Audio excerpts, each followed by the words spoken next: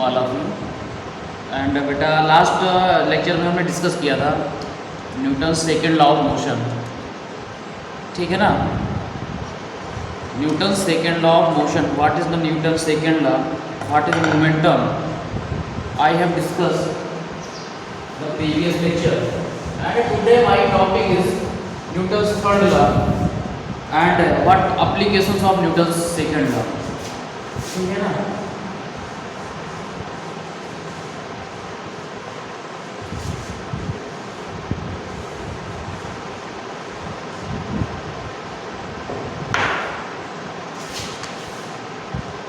Application बेटा हमने बताया था कि एप्लीकेशन जो होते हैं सेकेंड लॉ में कि कोई भी अगर क्रिकेट के मैदान में कोई भी जो क्रिकेट खेल रहा होता है या फील्डर जो होता है जब भी कैच लेता है तो वो अपने हाथ को थोड़ा सा पीछे ले जाता है, पीछे की तरफ खींच लेता है बैकवर्ड पोजीशन में। ड्यू टू द मोमेंटम क्या होता है, अच्छा कोई भी बॉडी अगर चल रही हो, ठीक है ना, मूविंग बॉडी है, अगर उसका मोमेंटम अचानक से जीरो हो जाएगा, ठीक है ना, अगर मोमेंटम जीरो हो जाएगा तो वो बॉडी मतलब जैसे कि हमने बताया था एग्जाम्पल के तौर पे कि अगर जो कराटे प्लेयर होता है या जो कराटे सीखता है तो वो अपने जब हाथ से टाइल्स से मारता है, पत्थर में मारेगा तो अचानक से स्टार्टिंग में उसका मोमेंट हाई रहता है, लेकिन अचानक से उसका मोमेंटम क्या हो जाता है, जीरो हो जाता है, जिसके बाद टाइल्स क्या हो जाती है, ब्रेक हो जाती है। इसी तरीके से इसमें जो क्रिकेट जो फील्डर होता है वो अपने हाथ को क्रिकेट के मैदान में जब भी कैच लेता है तो अपने जो हाथ होते हैं वो बैकवर्ड पोजीशन में ले जाता है, जिससे कि हाथ में चोट ना लगे, ठीक है ना। तो this is the application of Newton second law and except the application of Newton second law I have बहुत सारे एग्जाम्पल आपको बताए थे, मैंने लगवाए थे। न्यूटन सेकेंड लॉ से रिलेटेड बहुत सारे न्यूमेरिकल थे, F is equal to M A, what is F, what is M and what is A. M is the mass of body and A is the acceleration of body. And the next topic is Newton's third law of motion. Newton's third law of motion,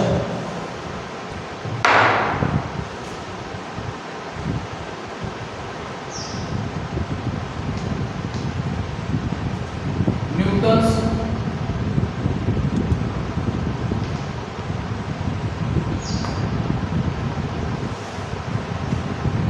third law क्या होता है, इसको action and reactions law भी बोलते हैं। क्या?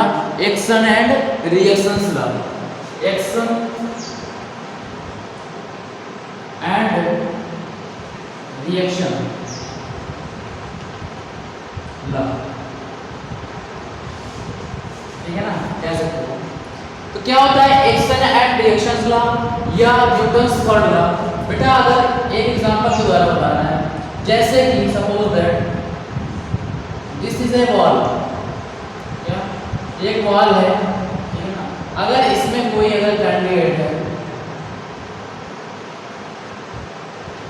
अपने हाथ इसमें टक्कर मार रहा है, ठीक है ना, मतलब हाथों से वॉल पे एक टक्कर मार रहा है, तो क्या होता है जितना फोर्स ये इसमें वॉल पे लगा रहा है उतना ही फोर्स ये बॉल इस आदमी के या इस ऑब्जेक्ट के हाथ में अप्लाई कर रहा है। तो मतलब होता है जितना कोई भी बॉडी किसी अदर बॉडी में जो फोर्स अप्लाई करती है उतना ही जो दूसरी बॉडी होती है बेटा वो पहले वाली बॉडी पे फोर्स अप्लाई करेगी, but it is applied in the opposite direction. जो फोर्स होता है बेटा पहले वाले के रिस्पेक्ट में दूसरा वाला जो फोर्स लगाता है equal and opposite force apply होता है, मतलब जो जितना फोर्स वॉल पे लगा रहा है इसके इक्वल जितना फोर्स लगा है इसके इक्वल ही ये वॉल एंड अपोजिट डायरेक्शन में, ये इस डायरेक्शन में लगा रहा था लेकिन वॉल इस डायरेक्शन में लगा रही है। तो क्या होता है action and reactions law, according to action and reactions law क्या होता है, if to every action there is equal and opposite reactions, या when one body exerts a force on another body the second body exerts an equal and opposite force on the first body, means जो first body दूसरे body पे force apply कर रही है वही equal and opposite direction में जो दूसरी बॉडी है वो फर्स्ट बॉडी पे फोर्स अप्लाई करेगी। This lies action and reaction law या न्यूटन्स थर्ड लॉ। ठीक है ना, समझ में आया बेटा?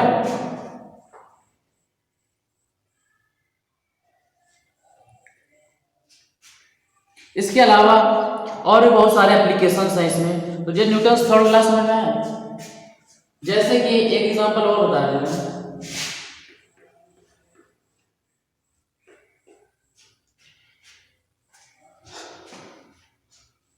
पहले के टाइम में बहुत पहले क्या होता था, पानी जो अब हैंड पंप आ गए हैं, मोटर द्वारा पानी निकाला जाता है।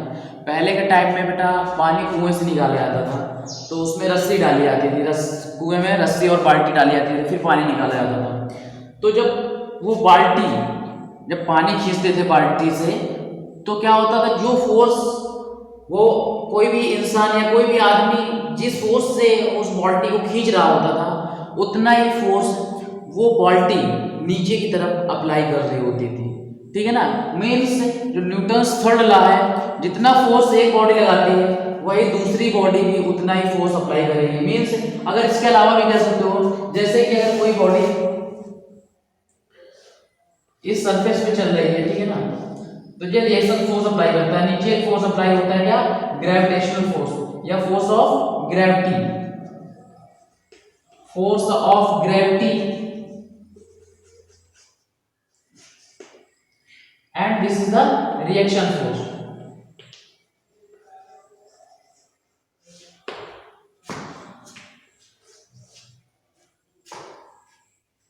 तो जिस मान लो कि कोई भी सरफेस पे अगर कोई बॉडी रखी हुई है, तो जितना फोर्स ये बॉडी सरफेस पे लगाएगी उतना ही फोर्स ये सरफेस इस बॉडी पे ऊपर की तरफ लगाएगी। तो वही होता है कि एक्शन एंड रिएक्शन फोर्स, मतलब जितना जो बॉडी इस पे एक्शन कर रही है, ये सरफेस उतना ही रिएक्शन कर रही है इस बॉडी पे फोर्स अप्लाई करके। ठीक है, समझ में आया? न्यूटन्स थर्ड लॉ क्या होता है, एक्शन एंड रिएक्शन क्या होता है, and there are number of applications are uses of action and reactions law और न्यूटन्स थर्ड लॉ। इसके अलावा बेटा और बहुत सारे एप्लीकेशन दिए हुए हैं, जैसे कि कोई भी स्विमर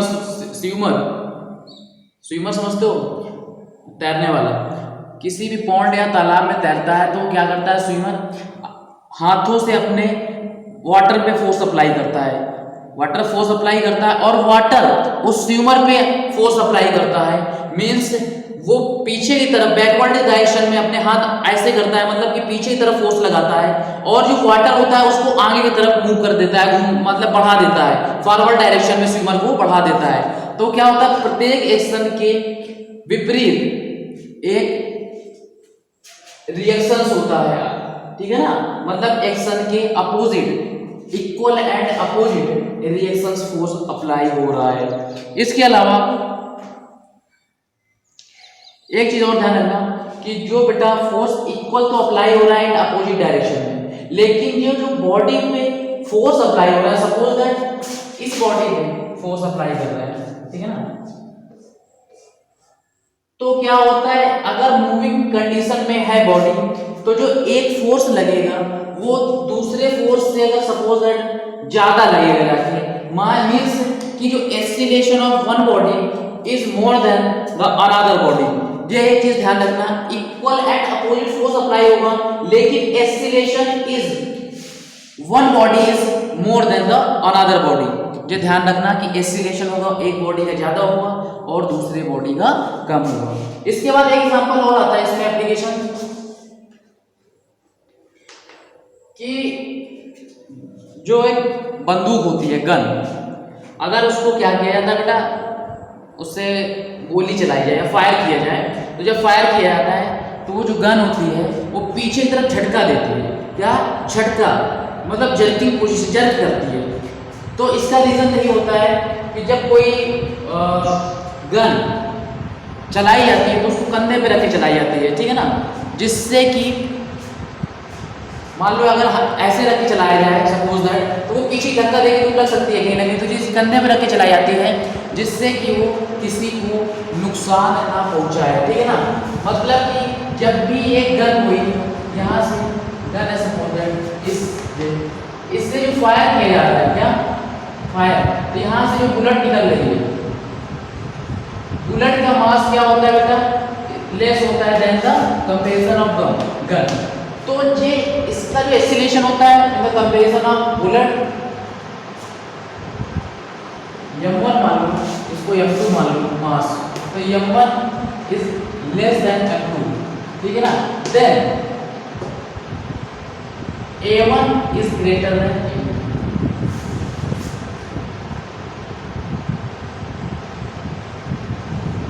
बेटा मैंने बताया था जिसका मास ज्यादा होगा उसका एक्सीलरेशन कम होगा, ठीक है ना। तो यहाँ से आएगा कि m1 is less than m2, then the a2 is greater than a2, a1 is greater than a2।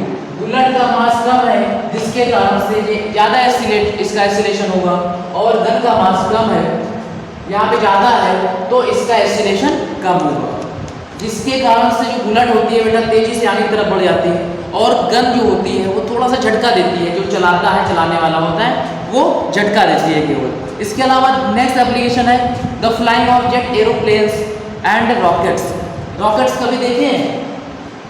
Rockets क्या होता है, जब भी चलता है बेटा पीछे की तरफ क्या गैसेस निकलती हैं, क्या गैसेस निकलती हैं, और वो गैसेस तो पीछे तरफ निकलेंगी, लेकिन जब गैसेस पीछे की तरफ निकलेंगी तो वो जो गैस होती है वो इंजन होता है जो एरोप्लेन्स का या इसका रॉकेट्स का, उस इंजन को फोर्स करती है आगे, जिसके कारण से वो रॉकेट होती है फॉरवर्ड डायरेक्शन में मूव करती है, और जो गैसेस होती हैं वो बैकवर्ड डायरेक्शन में मूव करती हैं।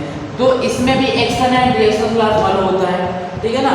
इसके बाद आता है the case of A boat and the ship.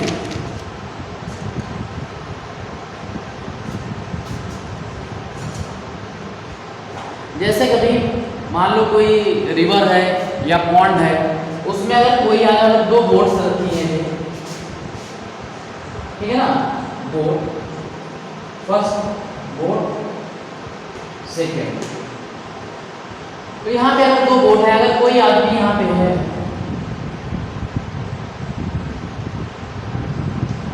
ठीक है ना, अगर ये आदमी यहाँ इस बोट पे आ रहा है, कूद रहा है, और ये वाटर है नीचे, क्या वाटर,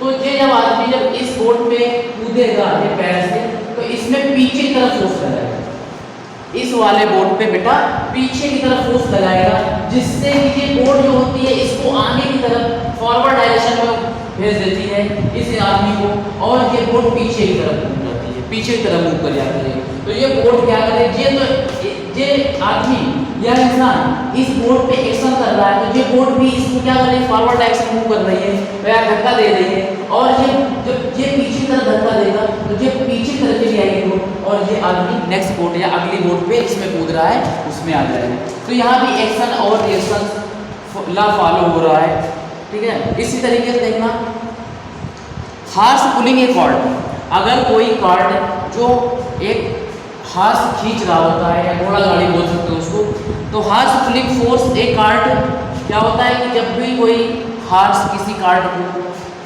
खींच रहा होता है, तो उसके जो हार्स होते हैं बेटा उसके पैरों में या पैर उसके नीचे की तरफ फोर्स लगाते हैं, किसमें, जमीन में, ग्राउंड में, जिसके कारण से जब ऐसे लगाएंगे फोर्स, सपोज है कि कार्ट है,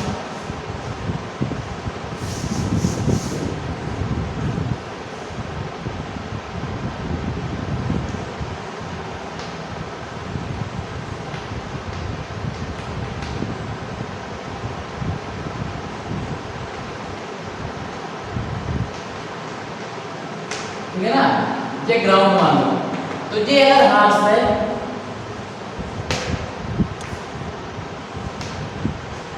तो ये इसके जो पैर होते हैं बेटा इस ग्राउंड पे क्या फोर्स अप्लाई करते हैं, मतलब पीछे की तरफ फोर्स अप्लाई करेंगे, ऐसे जब चलते हैं तो पीछे की तरफ ग्राउंड में पीछे की तरफ फोर्स अप्लाई करेंगे, जिसके कारण से, और ग्राउंड जो है वो आगे की तरफ फोर्स अप्लाई करेगा, जिसके कारण से ये कॉर्ड होती है बेटा, या घोड़ा होता है या हाथ होता है, ये आगे की तरफ मूव करता है, मीन्स इसके पैर और ये सरफेस के बीच में एक फोर्स अप्लाई होता है, या एक्शन और रिएक्शन होता है, जिसके कारण से घोड़ा आगे की तरफ मूव करता है। इसका डेरिवेशन भी होता है बेटा, कि डेरिवेशन क्या होता है, ये मान लो इसके पैर है, ठीक है ना, ऑलवेज जब भी कोई सरफेस पे कोई बॉडी मूव कर रही होगी तो उसके अपोजिट डायरेक्शन में जिस तरफ मूव कर रही है इसके अपोजिट डायरेक्शन में एक फोर्स अप्लाई होता है बेटा, क्या?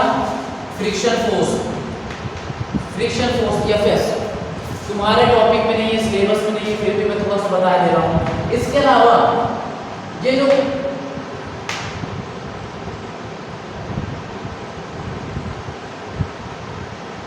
हॉर्स है इसके पैरों में क्या लगा है? एम जी, ठीक है ना, और ये ऊपर की तरफ क्या लगा है? आर। रिएक्शन फोर्स अप्लाई हो रहा है, ठीक है ना। तो यहाँ से देखो एक चीज और ध्यान रखो, जो फोर्स अप्लाई होता है बेटा, ये some angle theta angle force apply होता है। कोई भी घोड़ा होता है पीछे तरफ ऐसे मतलब पीछे तरफ फोर्स अप्लाई करेगा, तो ये जो फोर्स अप्लाई होगा बेटा थीटा एंगल फॉर्मेशन करेगा। इसके सरफेस और ये पैर, ये मतलब लेग्स एंड सरफेस, ये एट थीटा एंगल पे फोर्स अप्लाई करता है, जो हार्स होता है at the surface of road. मतलब ये रोड के सरफेस पे थीटा एंगल पे फोर्स अप्लाई करता है या थीटा एंगल पे फोर्स अप्लाई कर रहा है, एक्शन कर रहा है, जिसके कारण से ये फॉरवर्ड डायरेक्शन में मूव करेगा।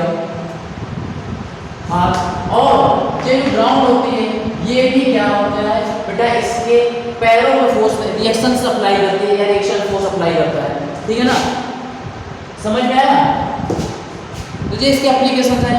इसके बाद आता है नेक्स्ट बेटा conservation of momentum. This is important topic of your syllabus. ये आपका इंपॉर्टेंट टॉपिक है। What is conservation of momentum means इसके अलावा एक चीज पढ़ोगे conservation of energy, conservation of mass and this is conservation of momentum. तो कंजर्वेशन मीन्स होता है बेटा जैसे कि conservation of energy, this is law conservation of energy. क्या होता है कि जब भी कोई एनर्जी मीन्स इसका एक सीधे मेथड होता है कि एनर्जी ना तो लॉस होती है ना ही प्रोड्यूस होती है, but it can be change from one form to another form. Means कि कोई भी एनर्जी जो होती है वो कभी भी ना प्रोड्यूस की जाती है ना ही लॉस की जा सकती है, वो केवल एक फॉर्म से दूसरे फॉर्म में ट्रांसफर की जा सकती है, चेंज की जाती है, ठीक है ना। That is conservation of energy and the same is the conservation of momentum. Momentum, you know what is momentum? Momentum is equal to p into m is equal to m into v, means product of mass and product of mass and velocity is called momentum. Then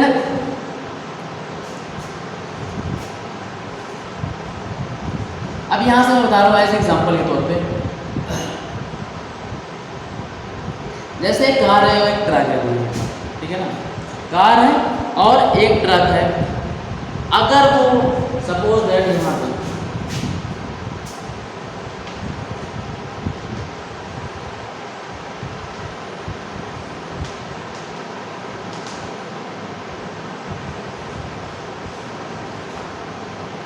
truck,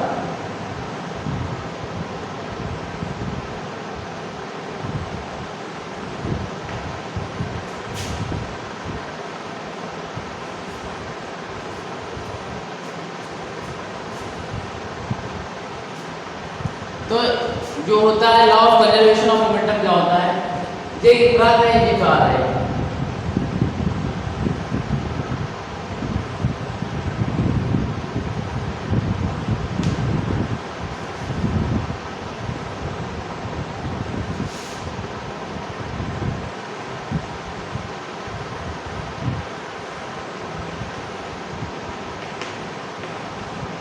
ये क्या है car. तो law of conservation of momentum क्या होता है कि बेटा कभी भी दो बॉडीज का एक दूसरे से जब क्या हो रहा है कोलिजन कर रहे हो, टक्कर कर रहे हो, तो टक्कर के पहले भी मीन्स कोलिजन के पहले भी मोमेंटम जो होगा बेटा वो इक्वल होगा after the collision of two bodies. Means अगर दो बॉडी जो पहले कोलिजन नहीं, कोलिजन मीन्स टक्कर, ठीक है ना, अगर कोलिजन नहीं कर रही है तो उसका मोमेंटम जो होगा आफ्टर कोलिजन के बाद सेम रहेगा। When no external force is applied then it is conservation of momentum या it is law of conservation of momentum. And momentum is not या इट नेवर क्रिएटेड और डिस्ट्रॉयड। इससे पहले मैंने एनर्जी कंजर्वेशन बताया, सेम होता है हमारा मोमेंटम कंजर्वेशन बेटा, ठीक है ना। तो यहाँ से आ जाएगा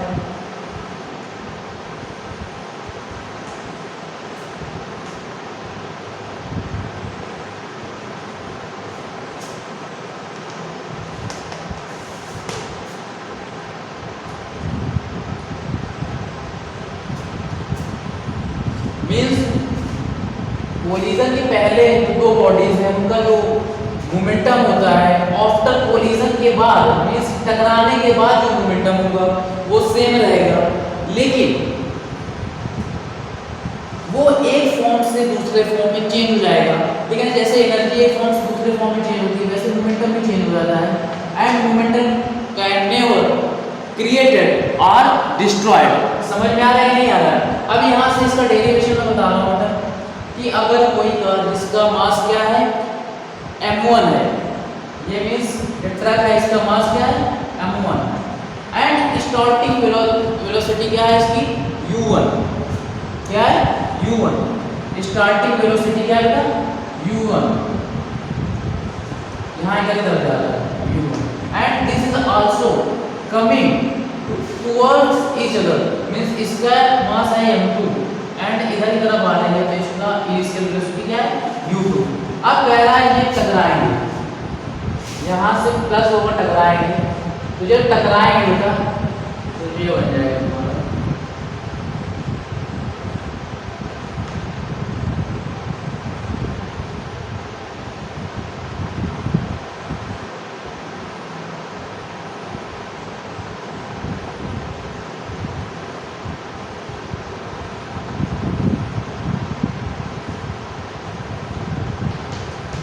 डिस्ट्रॉय हो जाएगी। यहाँ पे कोलिजन हो रहा है, ठीक है ना। ये ट्रक है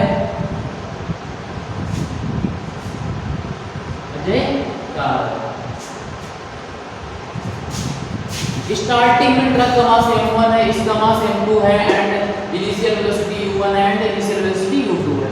लेकिन आफ्टर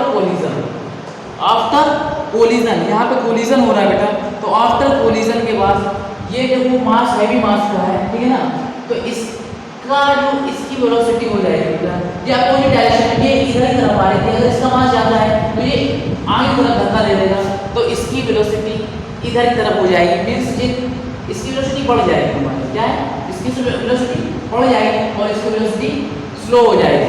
मीन्स u1 थी पहले ट्रक की तो v1 हो जाएगी आफ्टर कोलिजन, और इसकी अगर u2 थी तो इसकी v2 हो जाएगी। And mass is also m1 mass, there is no change in mass, but जो तुम्हारी इसका क्या है वेलोसिटी चेंज हो जाएगी। यहाँ से u1 थी u2 थी वहाँ पे v1 और v2 हो जाएगी आफ्टर कोलिजन। आफ्टर कोलिजन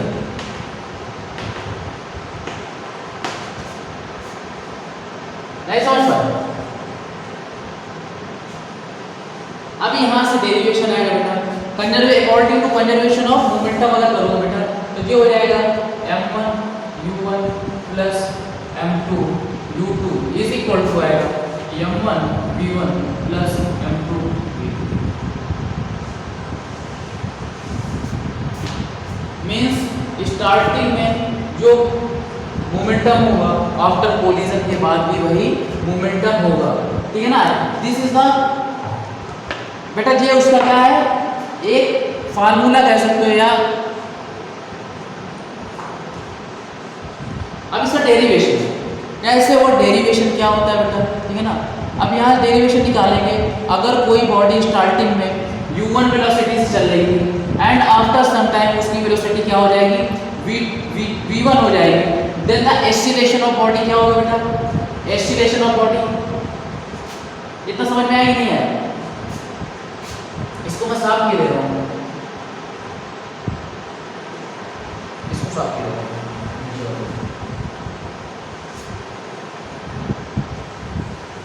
इसका derivation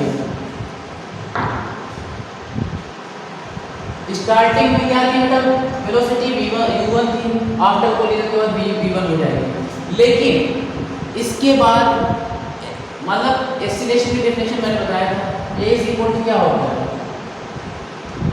A is equal to होता है बेटा change in velocity upon time, होता ही नहीं होता। तो यहाँ से आ जाएगा चेंज इन वेलोसिटी पहले वाले का a1 निकालना है, a1 ठीक है ना, स्टार्टिंग में निकालना है बेटा। इसका जो फर्स्ट रखा है इसका जो एक्सीलरेशन होगा वो a1 हो जाएगा, इसका a2 हो जाएगा, ठीक है ना। तो a1 इज इक्वल टू हो जाएगा v1 minus u1 final velocity minus initial velocity upon time t होगा नहीं होगा।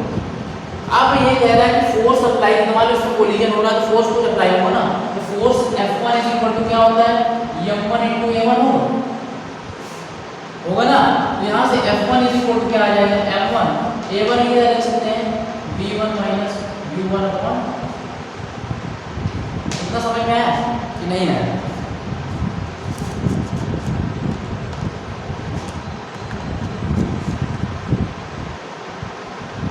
इसी तरीके से जो सेकंड कार्य है इसका निकालना है, इसको इक्वेशन नंबर फर्स्ट मान लेंगे, इक्वेशन नंबर फर्स्ट ये मानेंगे तो ये आ जाएगा a2 यहाँ से निकालेंगे, दूसरे कार्य का जो एक्सीलरेशन होगा वो हो जाएगा v2 minus u2 upon t। अब यहाँ से निकालेंगे दूसरी जो कार्य है दूसरे बॉडी है वो इस पे फोर्स अप्लाई करेगा, F2 is equal to m2 v2 minus u2 upon time तो सेम रहेगा ना, टाइम इज सेम।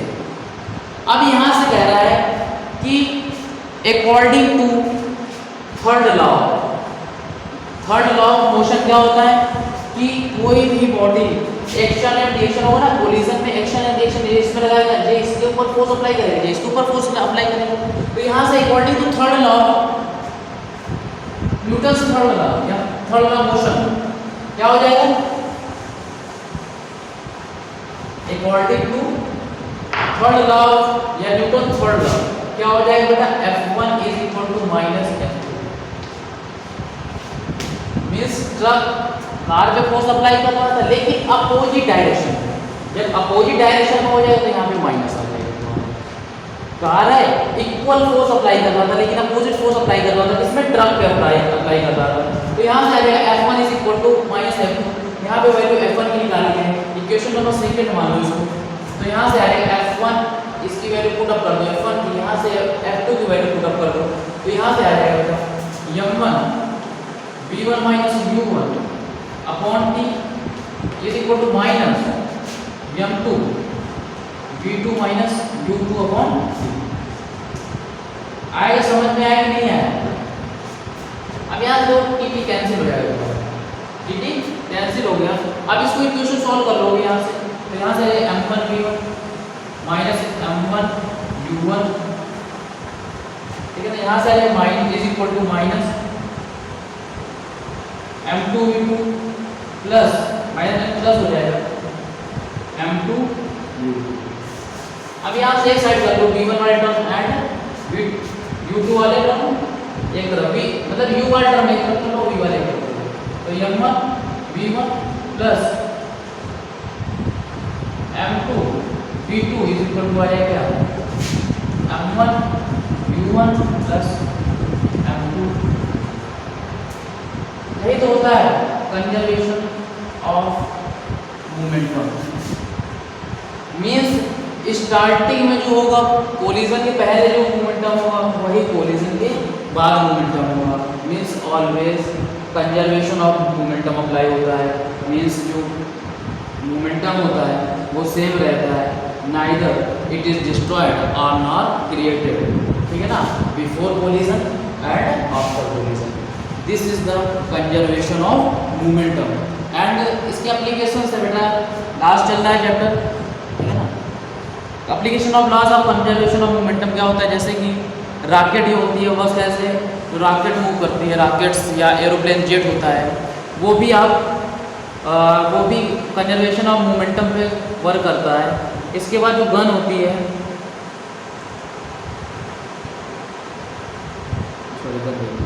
वो rocket and air jet plane जो होता है ना, aeroplane, that is also work in conservation of momentum and there is the number of example which are given in this chapter related to the conservation of momentum. And now let us start to solve all the examples of this type of या this type, ठीक है ना। तो first इसमें बेटा solve करना question, बहुत सारे न्यूमेरिकल दिए हुए हैं।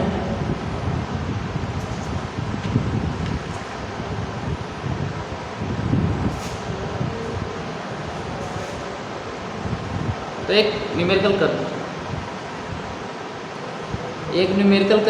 कर रहे हैं, ठीक है ना।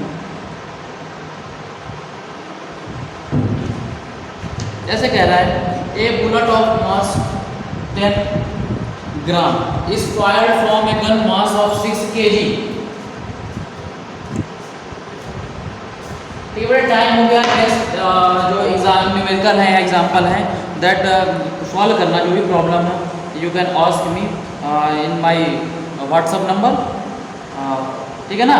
तो आज के लिए it is enough. And all जो तुम्हारा second chapter is also close हो गया, ख़त्म हो चुका है बेटा, ठीक है ना। And the next chapter is the gravitational या ग्रेविटेशन, तो उसको नेक्स्ट लेक्चर में डिफाइन करूँगा। तब तक के लिए बेटा थैंक यू।